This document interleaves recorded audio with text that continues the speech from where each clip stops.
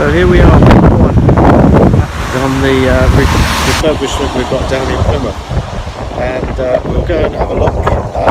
Oh no, actually we won't go into the front door because we can't open the front door, so we'll go around the back and see what's been going on. Now, how did we find this property? Well, we found it through an estate agent, but the thing that attracted us to this property was not the pictures, but there weren't any pictures.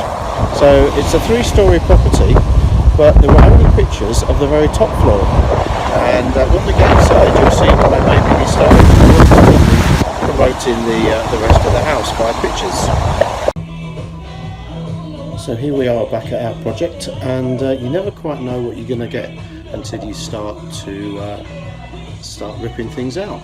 And here we are at the top of the building, and let's show you some of the things that we've discovered.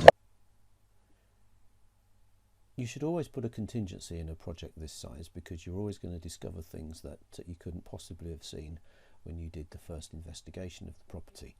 And here's a prime example.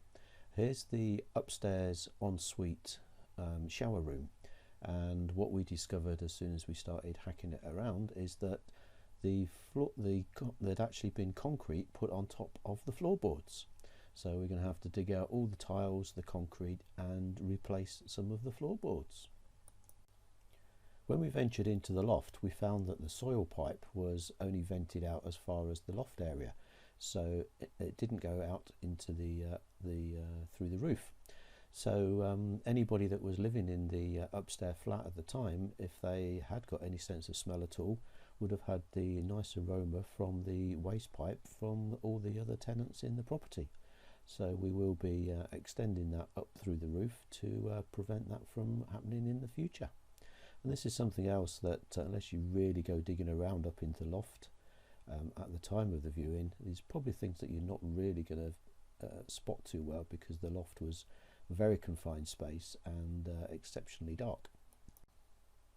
And my favourite discovery of the project so far, up in the loft area, the loft conversion, the joists have actually been cut short for some mysterious reason, and the very front of the house is just being propped up on these very small battens that you can see.